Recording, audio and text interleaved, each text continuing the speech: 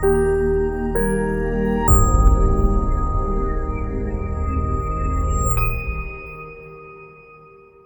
Brett.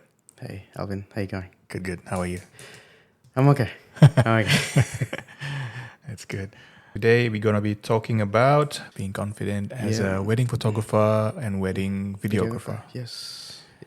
As all you know, both Alvin and I are introverts. So confidence is not really... dealing with people is not really our strength. Yeah. Yeah. But I think the more experienced we are in the industry, confidence is going to be built up. Yeah. Yeah, that's for sure. But I think there's a fine line between being confident and being arrogant. Oh, yeah. 100%. Yeah, there's a fine line there. Oh, yeah. Being arrogant is like, oh yeah, I've been in the industry for 10, 15 years. I know how to do it. Yeah. You know. But being confident is, like, I've dealt with this kind of situation before, that situation before.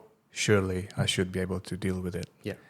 And I think arrogance, a lot of people, fortunately, I haven't worked with a lot of them, but a lot of stories from a few friends, vendors as well. They complain about arrogant photographers sometimes. Really? Yeah, they say they have a lot of experience and who's this new person that's only been in the industry for a couple of months, And yeah, you can just tell straight away.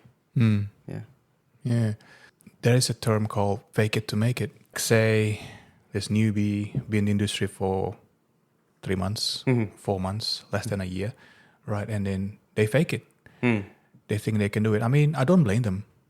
They can fake it, but can they deliver? That's Can they amazing. deliver the service, the products, the photos or videos? Surely they can.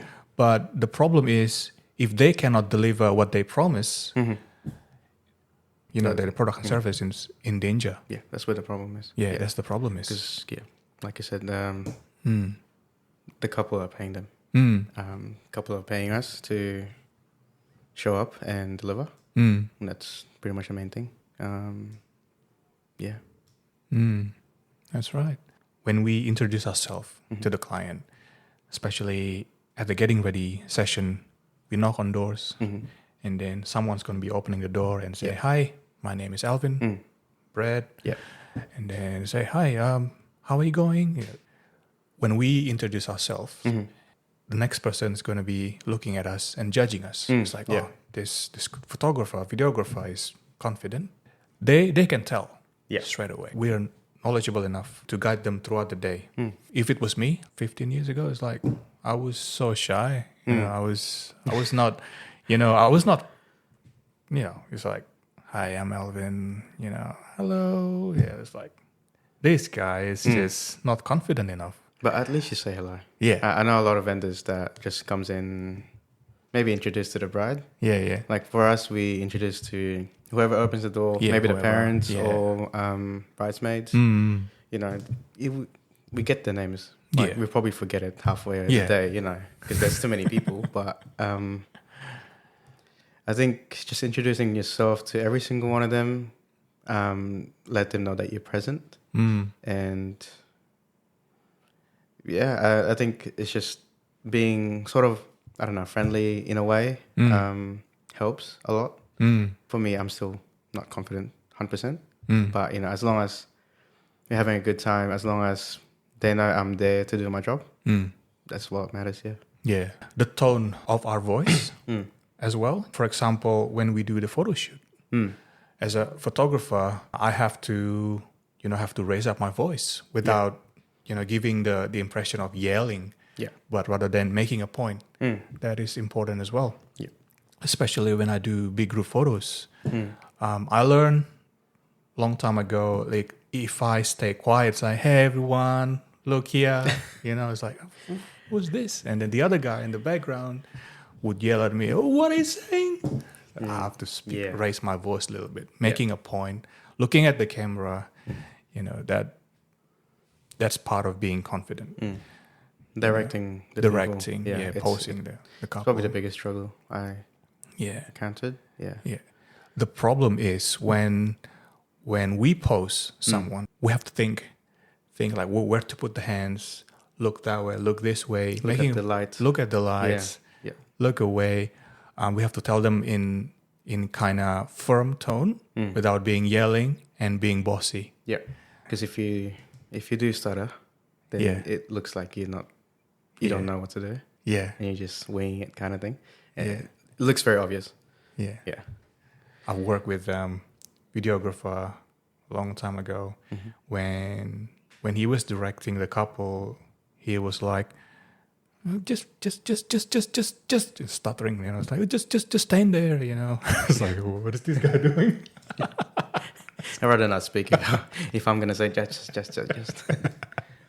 And then because he wasn't actually giving prompts to the couple, Yeah. of course the couple were like, you know, being natural, you know, just chatting and then look awkward kind of pose, you know, they weren't posing.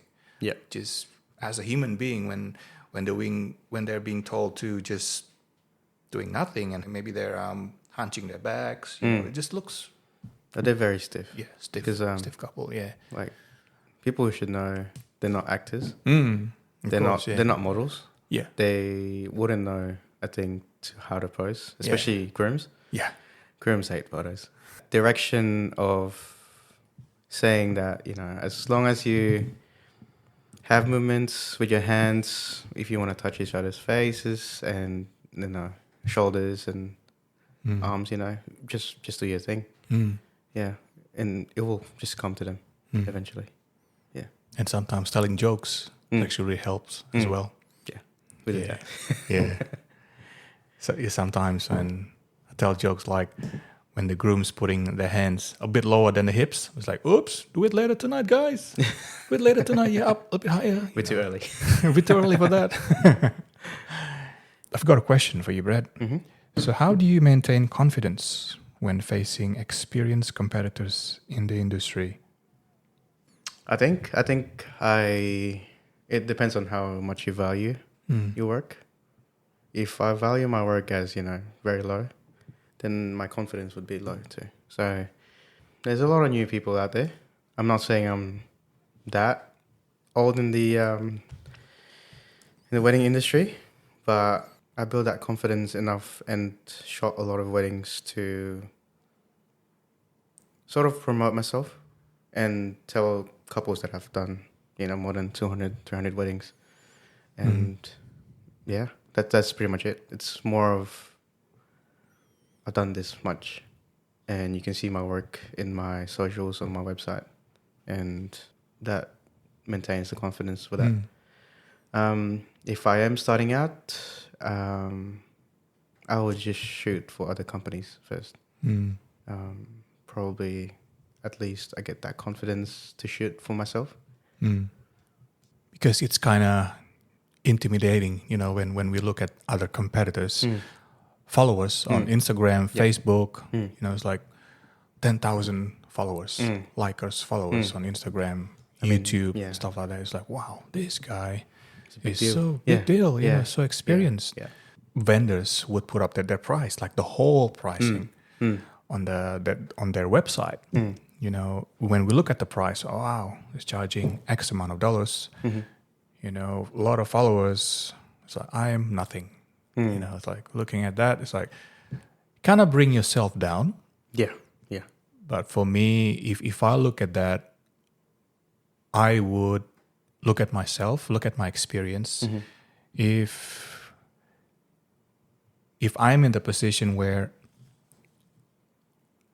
I am good, like we have to affirm ourselves, like I am good, I am worth it. X amount of dollars, stick with it, and we have to be proud of it. Yeah. I know a lot of competitors. I don't like the word competitors because I think of people as collaborators instead of competitors. But there are some people that are not willing to mingle with other sort of similar companies like wedding photography and videography. Yeah. Like we do. Like we're collaborating pretty much. Yeah. I know a lot of competitors, if they wanted to say it like that, they put down their price a lot. I always see it on Facebook ads, Instagram ads, 50% off. Oh, yes. And from like, say, 7,000 to like 3,000 Mhm. something. I think that is putting your value very low. So it depends on where you want to put yourself on that bracket. Mm. So yeah, of course, on a wedding day, Mhm. there's a lot of pressure, a lot of Yeah. stress, especially for you. You do mainly photos. Mhm. You're mainly in charge of pretty much the whole thing. Mhm. What happens? How do you handle self-doubt? Do you ever doubt yourself when on the wedding day itself? Mm. Yeah. Yep. And how do you deal with it? Every time. Mm. I would take a deep breath and then just trust yourself Mm. because you've been doing it for years, Mm. and trust in your own skills and experience. Mm. I always focus one task at a time. Mm. Yeah. You know, I always print my timeline, right? Mhm. So in the timeline, I always break it up into sections. Mm. If I shoot a full day wedding, Yeah. I always break it up to bride prep, groom prep, ceremony, family photos, photo session, reception, Mhm. and then it is the thing that I love, home time. I always circle the home time. Yeah. Like what time do I go? Yeah. We finish at Yeah. 9 p.m. Yeah, I always highlight that part. By looking at those, and of course there's timing there Mhm. from 10 to 11, you know, things like that. Mentally, when I look at that, it's like, okay, 10 to 11, there's something that you're looking forward to. Mm. It's like, okay, a beer break here and there. So mentally, it's like, okay, it's good. The next one. Mm. It's really good for my health, Mm. mental health Yeah. as well. Yeah, I think sort of it comes with experience as well. Mm. Having a system. Mm. So when you do bride prep, we introduce ourselves and then we ask for the details. Yeah. And then we shoot the details until like 15, 20 minutes. Mm. And yeah. And then after that, Yeah. list goes on. Some photographers, they don't care about that. Yeah. They just say, yeah, we're given time from 10 to 11 or 10 to 11:30 or 12. It's like, okay, we'll just wing it. We'll just do whatever, shoot whatever, you know. I can't do that. I always, allow sometimes to do something, Otherwise, it's just difficult. If we just wing it, what happens if there's only 15 minutes for the photo session with the bride? And the parents. And the parents, we're screwed. We have nothing to shoot. Yeah. Whether if we have to leave at 11:30 or 12 o'clock, 5 minutes photo shoot, nothing. Yeah. And you also have your alarm on your watch. No. Yeah, of course. So yeah, that tells you when you have to leave. Yeah. Yeah, it's good to have a system. It helps you a lot not to miss any shots as well. So. I also embrace imperfections. We can make plans, but they're just plans, sometimes it doesn't work. And always go over time. Something is late, something is missing. I've done a wedding shoot a while ago. I was there at the ceremony spot, and then the groom forgot to bring the ring. The wedding rings. It's like, oh, okay. So what happened was that the groom needs to send someone to grab the rings back at the house. So that the ceremony was delayed about half an hour. Right. So, oh, yeah. It's not nice, but it's their day. We just have to embrace it. There's no point stressing it. Yeah. It already happened. Someone has to go back Yeah. and get the rings Yeah. and come back to the ceremony. And of course, by doing that, everything was running a bit late. Yeah. But then again, there's nothing you can do about it. It Of has course. to happen. Yeah. And best we can do is just deal with it. That's right. How can a photographer or a videographer use a body language to appear more confident while shooting? I think as a wedding photographer, videographer, do as much research as you can if you're not confident enough. I don't know, go to Pinterest, go to YouTube. There's a lot of other people that does behind the scenes kind of videos. Try to copy them. Probably not the whole thing, but get some tips on how they actually talk to the couple. Like I know some photographers are like out there and they swear, and the couple's like that. Feel the vibe of the couple. If they're more out there, you know, it's much easier for us because we don't have to tell much. If they're already, you know, lovey-dovey, touchy, they already know what to do, kind of thing. But if they're like introverted, like you and me, you have to direct them more. Yeah. So I think preparing for that, watching YouTube, look at Pinterest even, or even Google. There's a lot of wedding poses that you can copy. Yeah, I think that would build the confidence. And how you speak. So like you said, how you speak is a big thing, a big factor. Yeah. Like don't just hide in the corner. Yeah. And, you know, people, like the couple paid you to be there. Yeah. So yeah. I think the way we stand as well. I think in a way, once we get the confident thing going, the client would know, and then they look at our photos and videos on the website and social medias, they would know straight away, like we are, you know, confident and we are worth that price. Yeah. Let me ask you this question though, quickly, just to be on the same page. You've been in the industry longer than me. Getting scared or like having anxiety before the wedding day, do you still get it? Absolutely. Getting butterfly in my stomach. Yeah, all the time. So yeah. So that just tells you that, you know, every wedding is different. Every couple is going to be different. There's no same wedding that you're going to come in, oh, it's like last week's. No, it doesn't happen. The weather's going to be different. The lighting's going to be different. So I think if you lose that anxiety, you don't get scared of shooting a wedding the next day again. I'm going to sell my cameras. Yeah, and lenses. there's no point. There's no point. Yeah. Yeah. Because you're not looking forward to what's going to happen tomorrow. Yeah. Yeah. The thing is, if we shoot in the same venues, right? Same venues, same spots, Caversham House, you know, we know where that is, you know, at the stairs, and photo shoot near the waterfall there, by the deck, anywhere. Yeah, we know the place by heart. The thing that makes it different is the couple. They have different personalities. Yep. When we interact with them, they interact differently. I'm confident enough to do the job, but I always feel anxious. Like, you know, like what if I said the wrong thing? You know, what if something happens? You know, this and that. It's always something. Yeah, because you also have to factor where the couple, the emotions they're having on that day is different from different other days. So what if you trigger the bride or the groom? You know, there's those things that you have to consider as well. Yeah.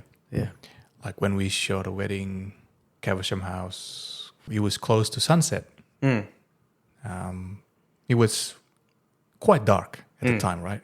I was stressing out like, oh, it's getting dark, missing the sunset. It's cloudy as well. It's cloudy, yeah.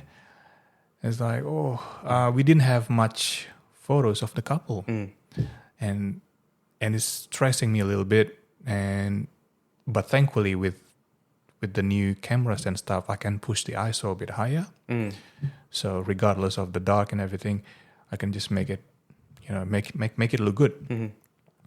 And then in the end, I still deliver nice photos and videos. But things like that always, you know, makes me a bit nervous and anxious when I do the job. Yeah, because you're looking at the sun. Yeah. And you're watching the sun go down. Yeah. And at Caversham House, I think the sun goes past the... the entrance there, just behind there. So yeah. If you're still down the bottom bit, yeah, it's gonna be gone faster. Yeah. So yeah, a lot of things to factor when you shoot a wedding. Like I said, nothing's the same. Never is gonna be the same. They have a lot of flowers during spring, summer. when it's a autumn or like winter kind of wedding. It's just what do you call this? Just branches. Yeah. When I first started in this business, right? I've sold all my guitar equipments. A lady came to buy my guitar back in the day, and she was a photographer. I don't know if she's still doing wedding photography nowadays, but she asked me, it's like, why are you selling all these guitars? And then I said to her, I want to be a wedding photographer. I need the money to buy, cameras and lenses. I want to do wedding photography.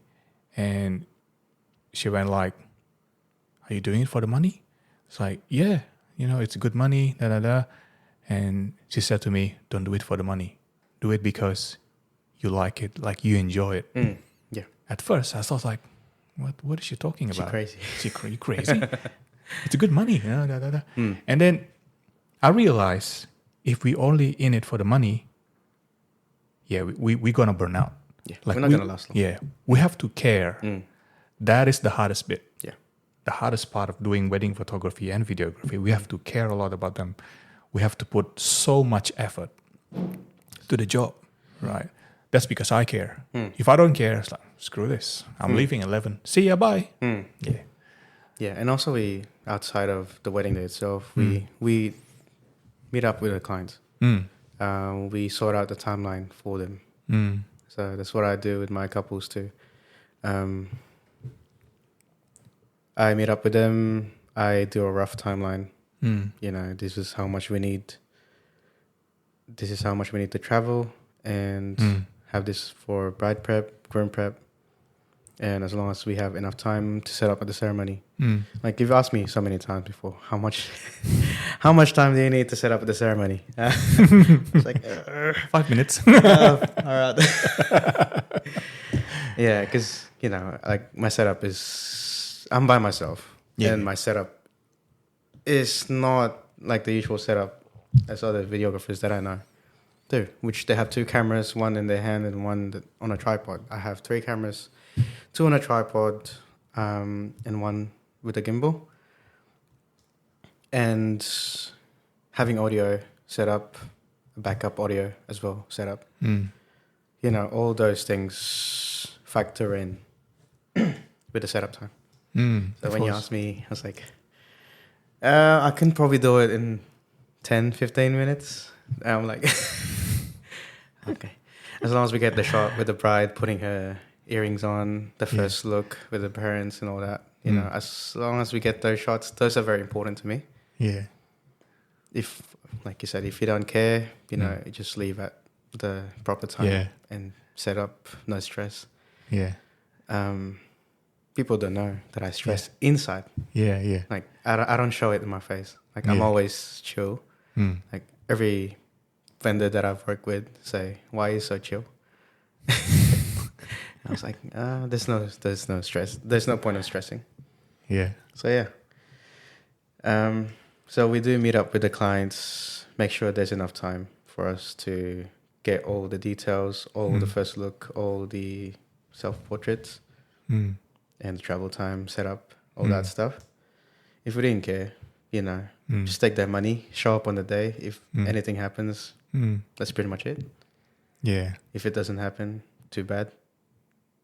But for us, we care about the couples.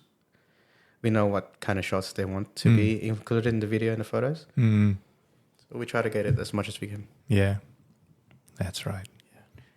How do you cope with the fear of missing the shots? In every job, I try to get my signature shots, especially during the getting ready session and then for the photo shoot.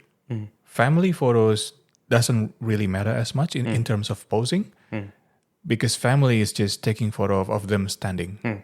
Yeah, like the usual formality stuff. Yep. But photo shoot session, I care so much. Getting ready, I've got my usual go-to getting ready session photos, right? Same thing with the photo session. Sometimes, during the photo shoot session, because of the lighting, the timing, I may have to skip a few poses. But I try I try not to overthink it. Mm. You know, due to whatever reason. For example, like Makeup's late. yeah, like in the getting ready session, oh makeup's running late, da da da, and then I was like, oh sorry, we have to skip the fixing the lipstick and the makeup because it's running late. We have to go, you know, you have to get ready now to do the next one. You know, most of the brides, they would say, oh yeah, it's all right.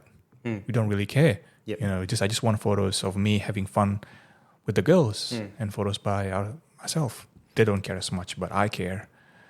Yeah. You know, like when you have bruise on your hands, on your feet, and you have that little scab, it's itchy. And like you want to scratch it. Yeah. That kind of feeling is like, oh, I should have done that. that thing. Yeah. Or I wish I had more time. Yeah, I wish I had more time. You know. Ugh. Oh yeah, those kind of things. Just to add on top of that, I think communication with the bride, especially the bride. Yeah. The groom doesn't Yeah. doesn't have a say anyway. But the bride, communication with the bride, you know, say what kind of photos or video did you want to be covered? Is there something that's on your priority list or like on the top of the list that you want? Say the first look with the parents, that's on the top of the list. So we can skip sort of, say the pajamas, wearing pajamas with the names at the back kind of thing. Yeah. You know, they would prefer to have more of them dressed up as a photo shoot with the bridesmaids and I don't know, them with the parents. Yeah. So I think communication, asking the bride, what's your priority? What I think we don't have enough time to do this and this and this. So yeah, I think that helps. Yeah. Communications. Yeah. Ask questions. Yeah. What techniques do you use to stay calm and confident when dealing with difficult clients? Fortunately, I haven't had that many difficult clients.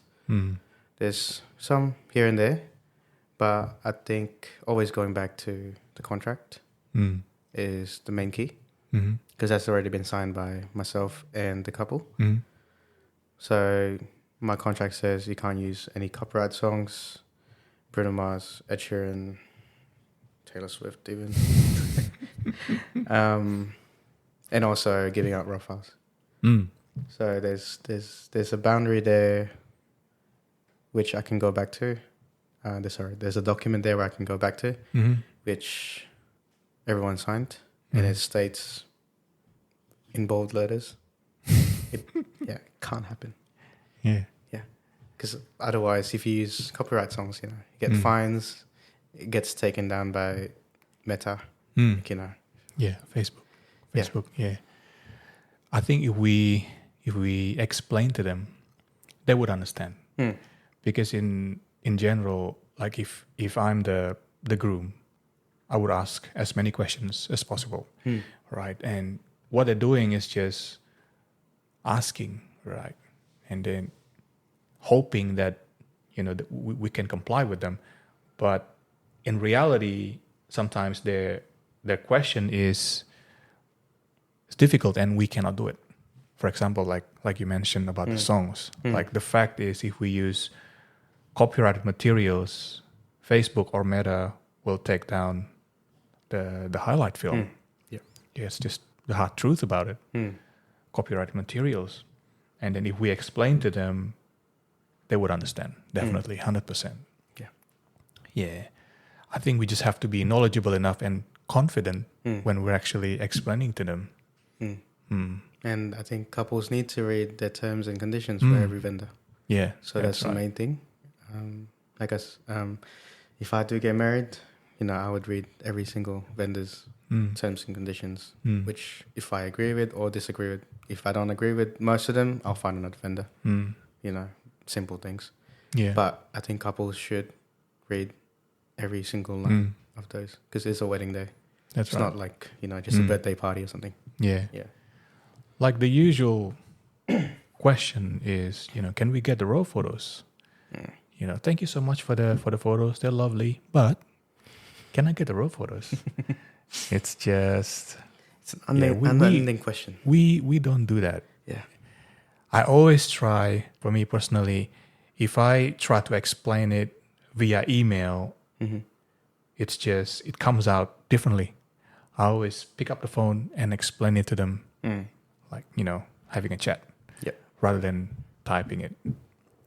And then the tone, when I explain it to them, I was trying to be firm, but at the same time, not being arrogant, being bossy about Yeah. it. Yeah. That's really important. That's the key of explaining to them. Mm. Yeah, I always treat my clients like friends anyway.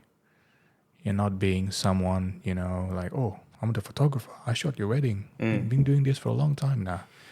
I don't do that. Of course, every vendor has their own pricing. Mm-hmm. There's some lower ones, there's some mid, there's some high ones, there's extremely high ones. Mm. How do you maintain confidence enough to know that your pricing would just, staying in that market would give you a lot of jobs? Research. A lot of research. Know your worth. And just be proud of what you have. If I like my stuff, if I enjoy editing the photos, I will love it, and then everyone will like it too. Of course, like if you raise the price, you'll not be getting a lot of jobs. That's how it is. If we put the price up there, you won't be getting as much jobs when you are down here. That's the hard truth. And then there will be someone like asking you for a lower rate, and we have to be confident with our pricing that high. We have to be willing to walk away. That is the hardest part. Yep. We are so tempted, right? And if we say, okay, our price is X amount, and then they'll say, oh, can you do Out of that specials? budget. Yeah, percent to 20% discount, like down here. It's like, I'm sorry, you're probably better off, going with this different photographer or videographer. Yep. So it's really difficult, like losing client, especially when you're not getting busy for a certain period amount of time. But it's okay. It's okay. I still can, manage to live and then spend my time with my families and other projects as well. I think there's a market for everyone.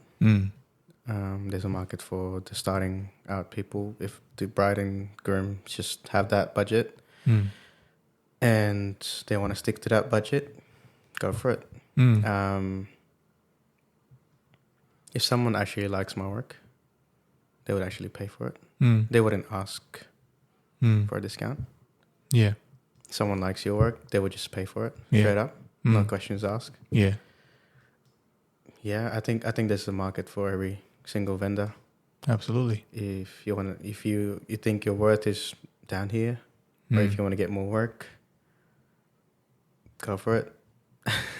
You'll definitely get more work. But the thing I realized is putting your price down, because I was starting out at one point.